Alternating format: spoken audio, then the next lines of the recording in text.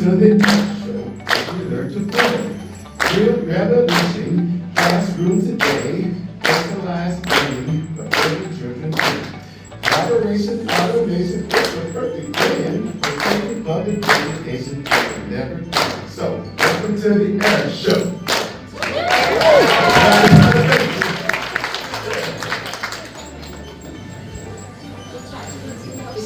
My fantastic panel here today, and want to tell you all about their background so that you will have a chance to get to know them a little bit and their experience level.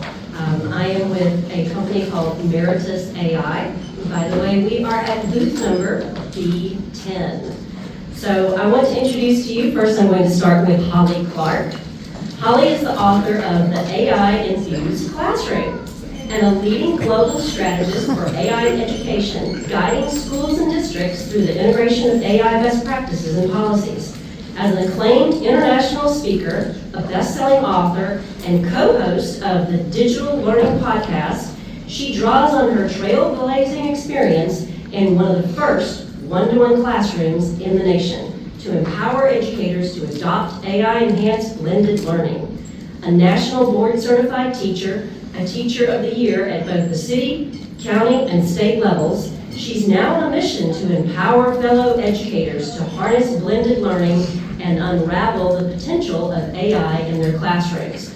And I have to tell you, there are copies of her book that will be available for free if you visit our exhibit booth right after this session. It's scheduled for 10:30. She's doing a book signing at booth B10.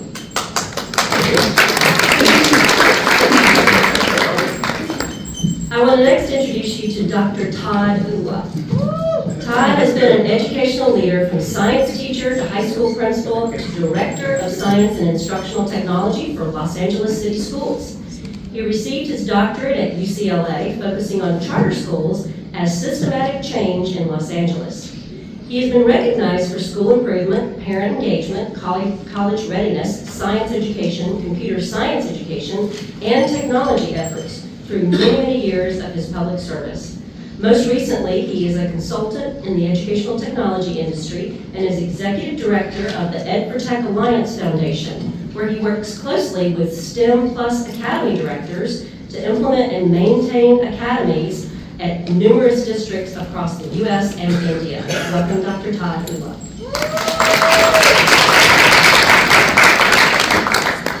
My next person on the panel I'm going to introduce is George Benainous. George is a distinguished educator based in Los Angeles, renowned for his exceptional 30-year career dedicated to advancing computer science and digital media in high school classrooms. A pioneer of AP computer science, he contributed significantly to the field by collaborating with educators at UCLA as a key writer for the groundbreaking Exploring Computer Science curriculum. George's recent roles include serving as a computer science instructor with Smash.org and also developing cutting-edge curriculum for Meritus.AI. His expertise spans a range of pivotal topics, including data science, user interface design, augmented reality, and artificial intelligence, cementing his reputation as a leader in educational innovation. Welcome to George. And you've already heard from my dear friend, Dr. Daryl Adams, but let me properly introduce him. Dr. Daryl Adams is an esteemed educator with over 35 years of experience, ranging from teacher to superintendent. A trailblazer in educational technology, he is known for innovative programs like Wi-Fi on Wheels and Technology for All, recognized by President Barack Obama and the U.S. Department of Education. Dr. Adams holds a doctorate from Azusa Pacific University and is a graduate of the Urban Superintendent's Academy at the University of Southern California. Highly regarded for his compelling and very entertaining speaking abilities, Dr. Adams is a sought-after keynote speaker, a coach, an author, and has delivered keynote speeches at numerous prestigious venues and events, including at the White House and EdTech conferences all over the country. Actively involved with the California Association of African American Superintendents and the Administrators and Association of California School Administrators, Dr. Adams continues to shape the educational landscape. His upcoming book on the impact of artificial generative intelligence on K-12 education is set for release this summer. Welcome, Dr.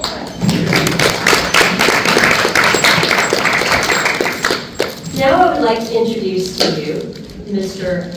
A.S. Ramana Prasad. He is the founder and chairman of Meritus.AI.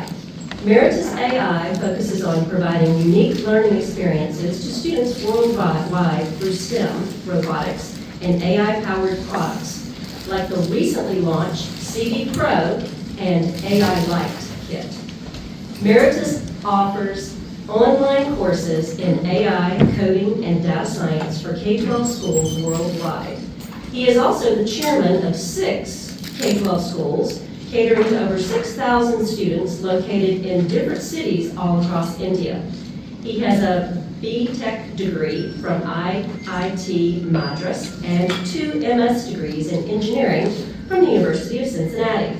Ramana Prasad co-authored a research paper in AI for K-12, presented at the 12th AAAI conference in New York, at the Symposium on Educational Advances in Artificial Intelligence.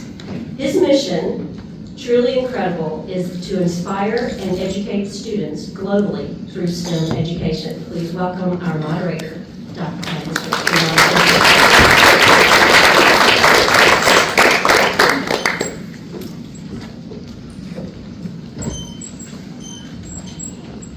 Good morning. Warm welcome to all of you. I have a rock star panel, so I have to be very careful in the way I ask the questions today, but I think I'll do a good job hopefully. So ladies and gentlemen, welcome to our panel discussion on the AI revolution, navigating opportunities and challenges. As we stand on the cusp of a transformative era driven by artificial intelligence, it's imperative to grasp both the immense possibilities it offers and the potential pitfalls it presents. In the next 35 minutes, we'll embark on a journey to explore how AI is reshaping industries, economies, education, and societies worldwide.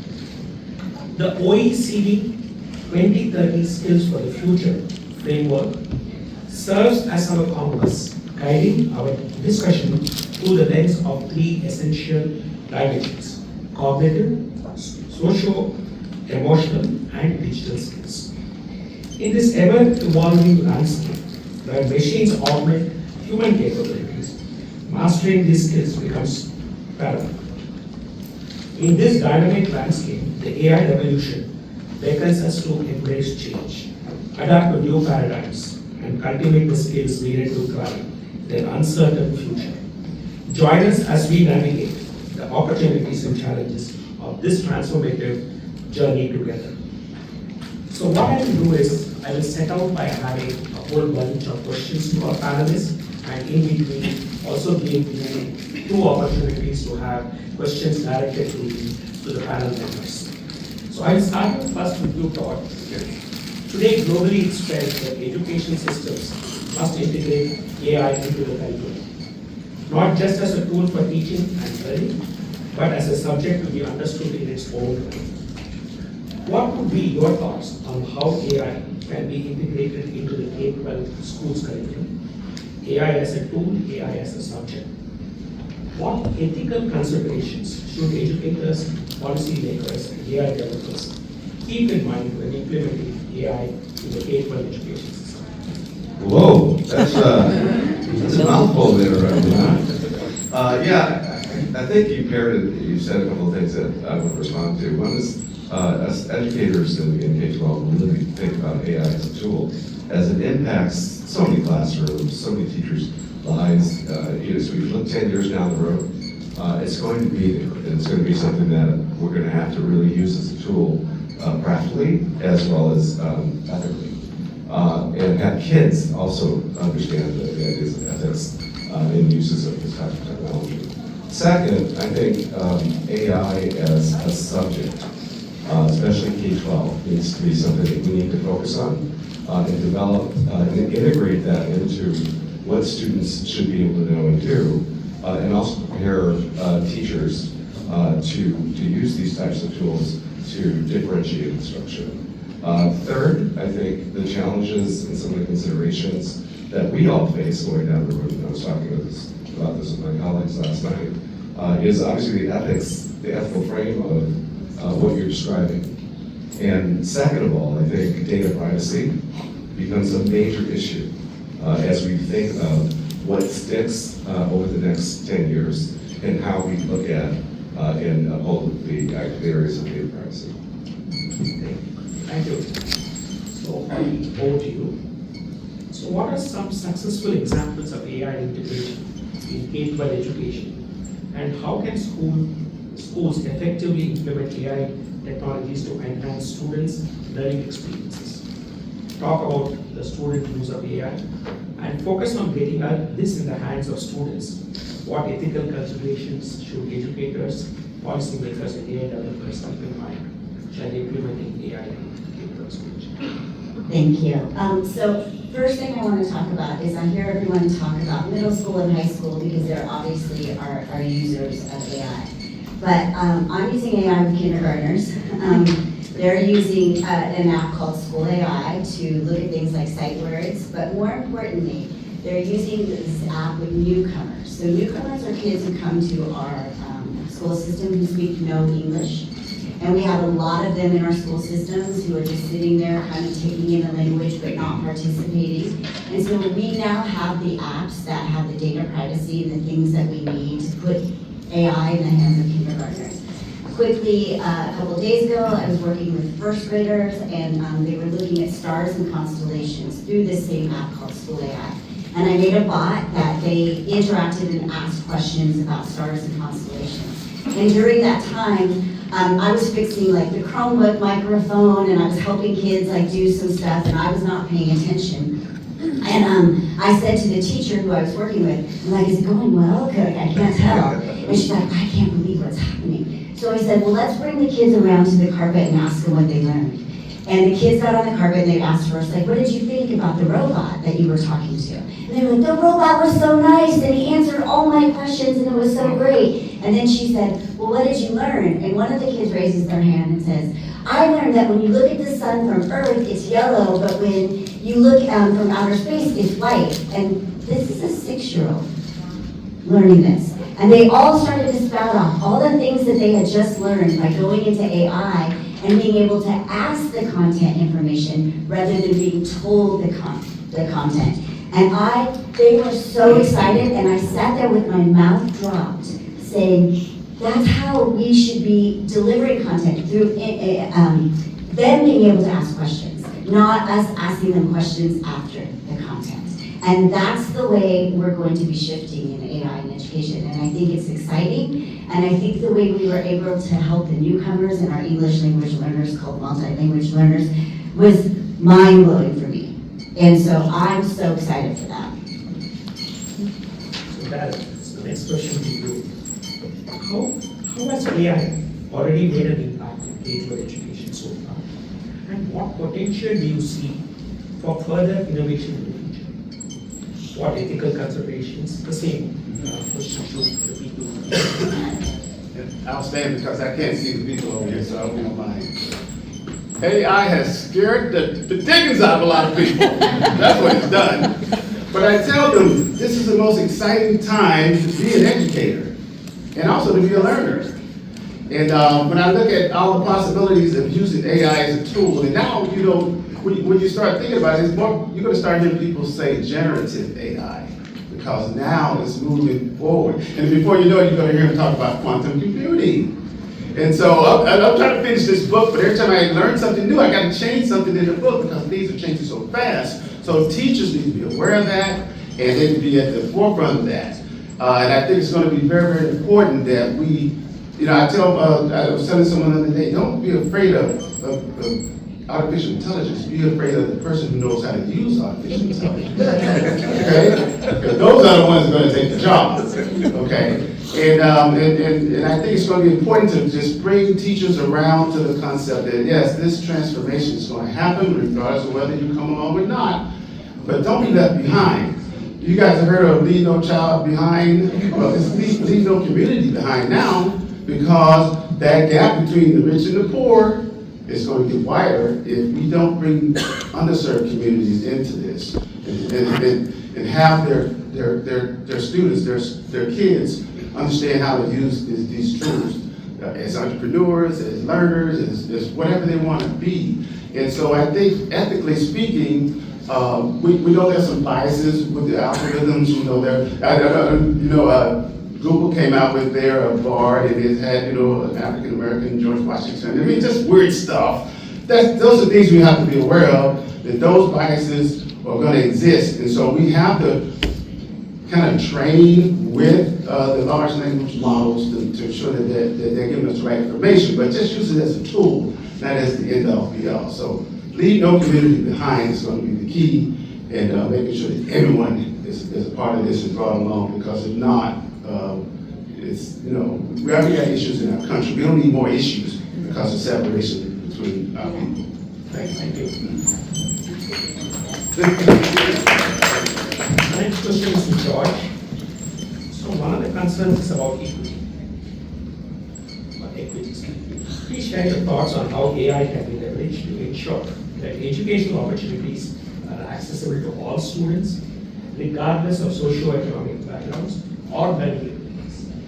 I want to take this question from two angles. The first is that you can customize tools to really benefit students who have special needs, say foreign language learners, hearing impaired students, special needs students, etc. So LAUSD has just launched an app called Ed, which serves as a personal assistant to every student in the district. They can simply ask a question like, what are my grades, what is my schedule today, things like that.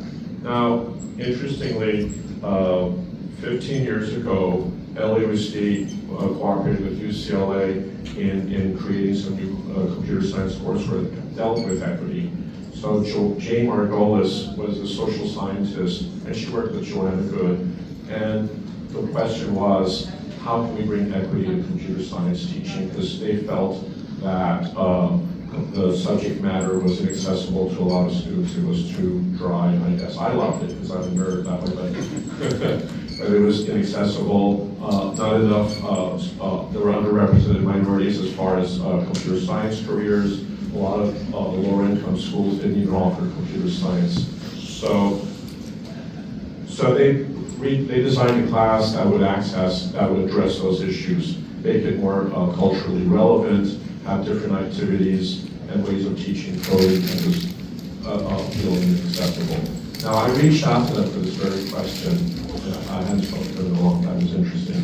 And what's interesting is they're still looking at the computer science equity question really pretty much from the same angle that in a lot of ways AI might unfairly represent minorities. Why? Because the data sets are generating answers that aren't necessarily representative or accurate. And also, this is interesting, in terms of law enforcement, surveillance and carceral technologies have what's called algorithmic biases. So equity is still an issue in this age of AI. Yeah, thank you. Recently I heard that only 18% of the intake tools are effectively being used in schools. I think over $20 billion of edtech tools were purchased in 2021. Just imagine only 18%. So, do we have any thoughts? Are we going to see the same trends continuing in the future? And any this was an open question for you.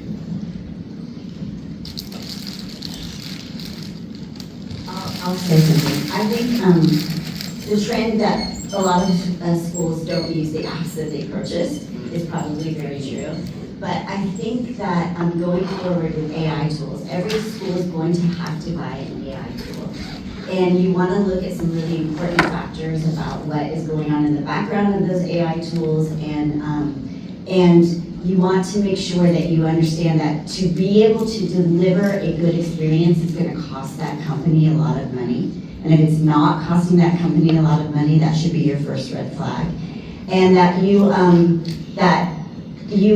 are gonna have to spend on AI tools. That might mean that you transfer some other tools. I don't know how that's going to work, but it's just not gonna be an option because kids have to be in front of this AI for their future. And they need to be interacting and collaborating with it, so we have to have them on it.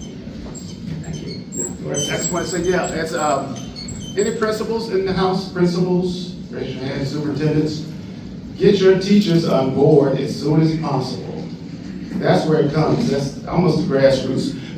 In addition to that, your parents, because if the parents aren't buying into this, they're not aware, then there's going to be some issues there with getting this implemented into your school community. So that's going to be important. But the tools that are available will be used if they come from the students, again, grassroots, parents, teachers. It just can't come from us leaders down. It's got to come from grassroots up.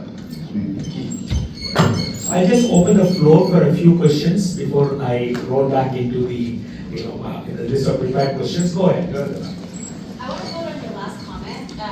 I 100% agree. As you mentioned before, with the school system. I literally had a parent friend who emailed me and was upset because of a potential that her kid, in kindergarten, was going to get a laptop.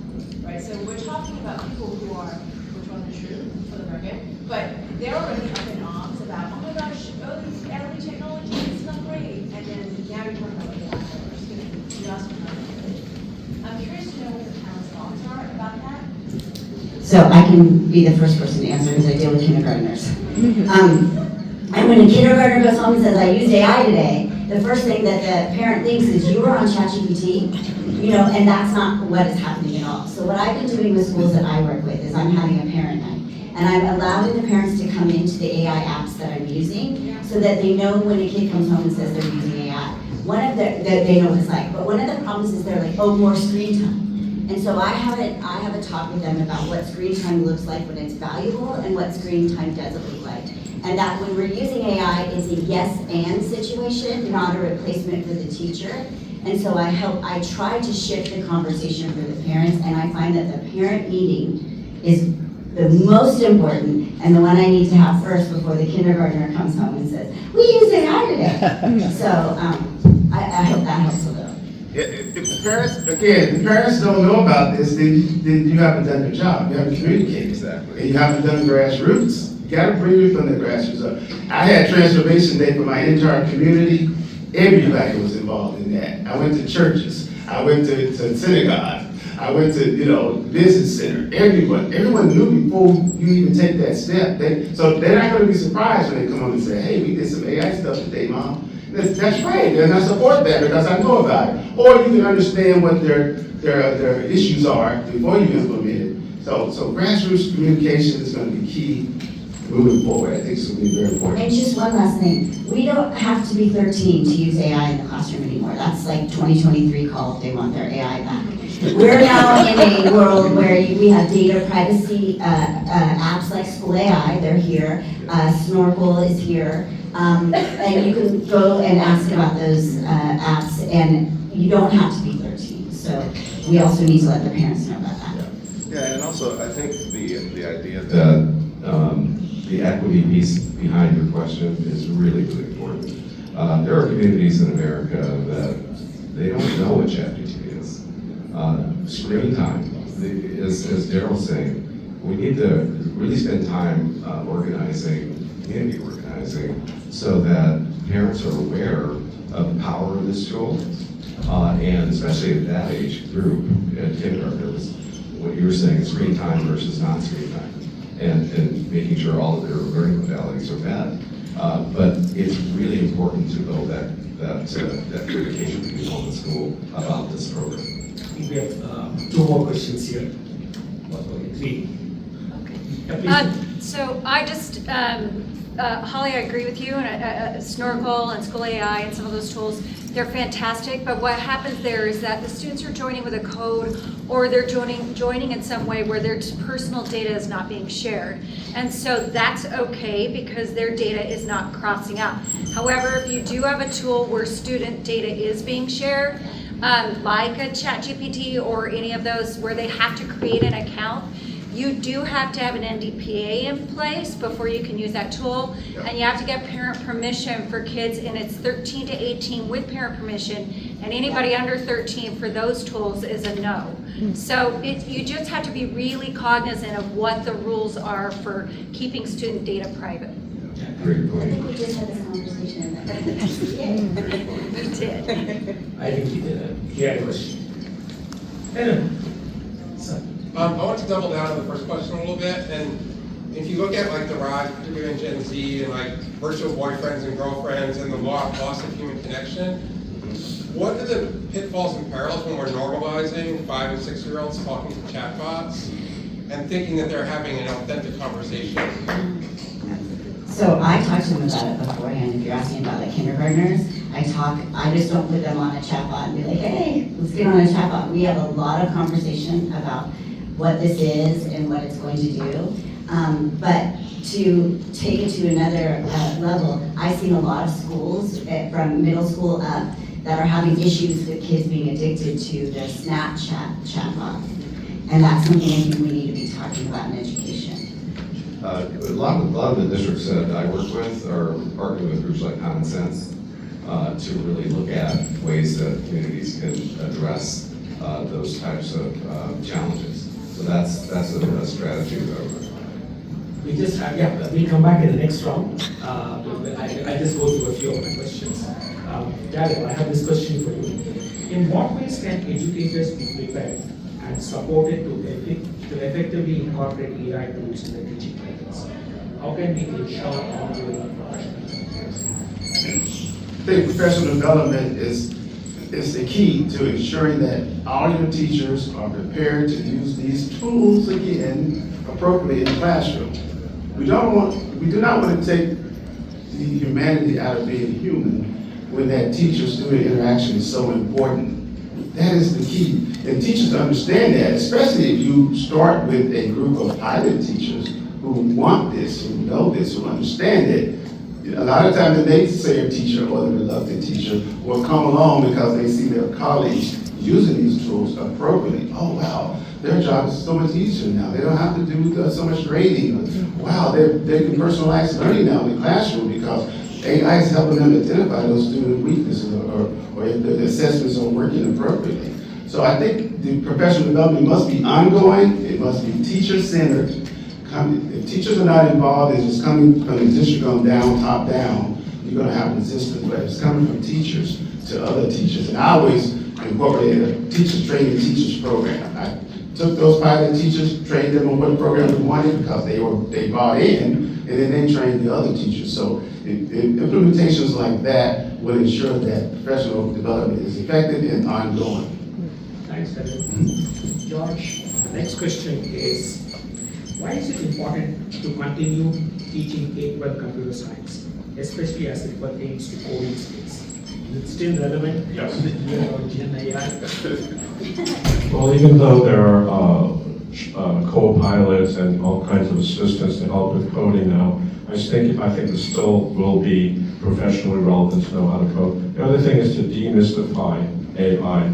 If you took a Python class a couple years ago and learned how to deal with data science, databases, you have a real insight into really what AI is. It's a number of coding libraries that have existed for quite a long time, and it's just exploded recently.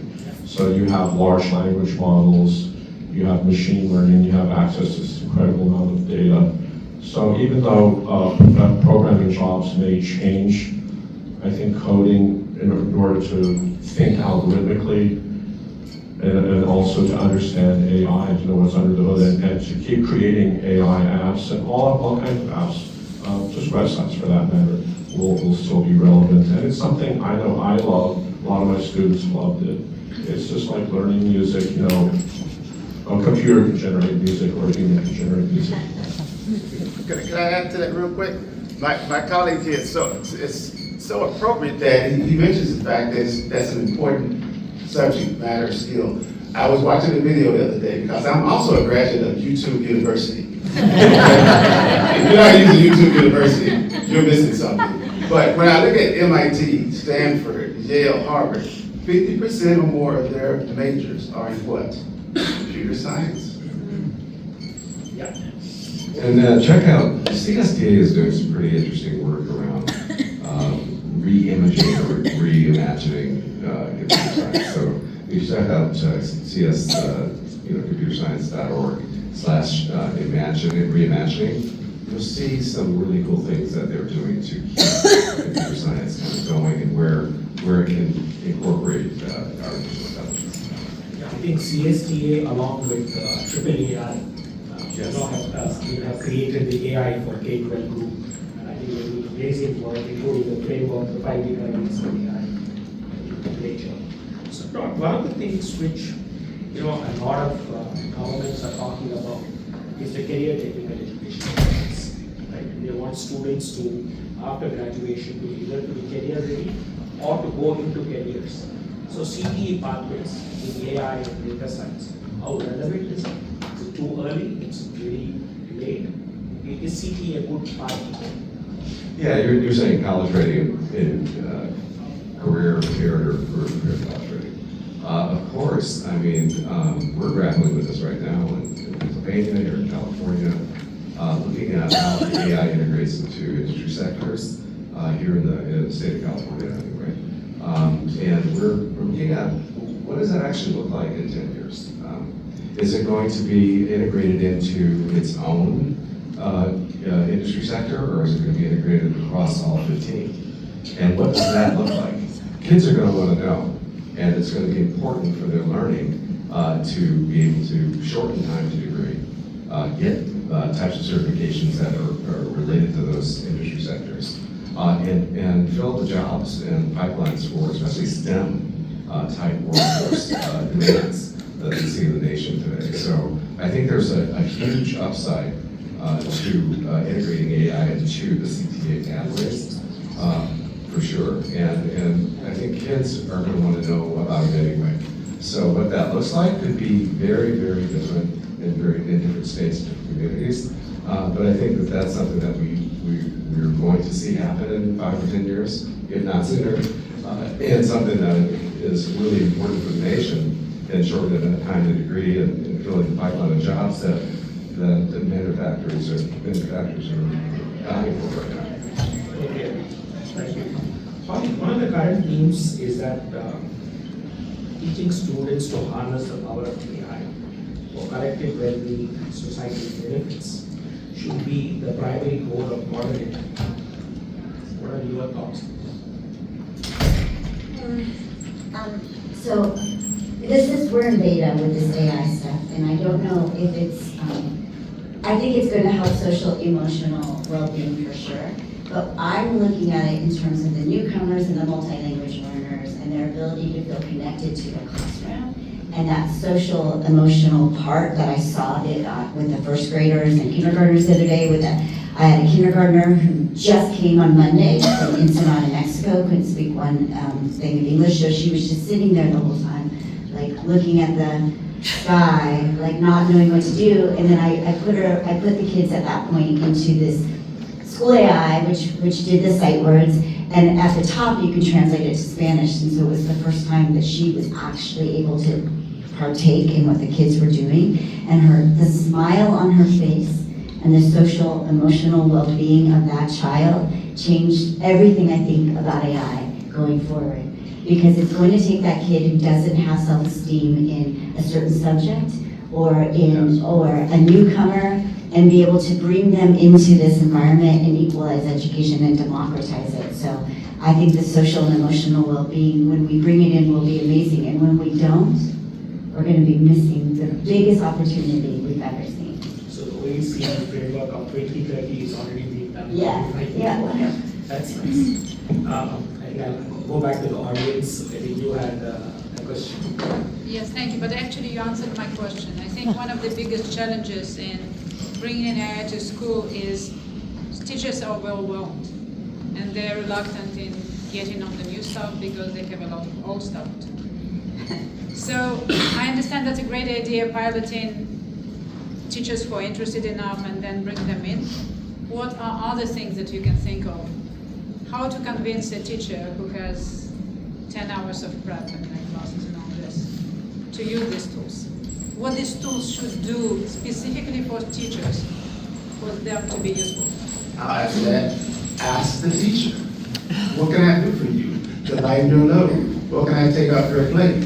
And also be aware of the fact that you're overwhelming your teachers. If you're not connecting with your teachers, knowing, I mean, I would go to teachers every day, almost every week. I made sure I got into every classroom. I mean, you know, it's a large district, pretty large district, but I made sure I touched base with my teachers all the time. How are you doing? What's going on? Is this too much? But I never made a decision about someone without consulting them. You don't assume anything. Exactly, you know. So that's going to be very important. So I think like I look at homeschooling versus regular schooling, and there are a lot of parents wanting to do their own education as well. So now that they have access to these AI tools, what will be the impact of the entire whole social setting, because it is affecting a lot of migration of students going back to homeschooling as opposed to regular school. Even though I'm a very techie person, I think the human connection is the most important thing. Still, the subject matter may be techie, but what we carry through life and forward, and career choices, relationships, what teachers you remember. I still think of some of my elementary school teachers.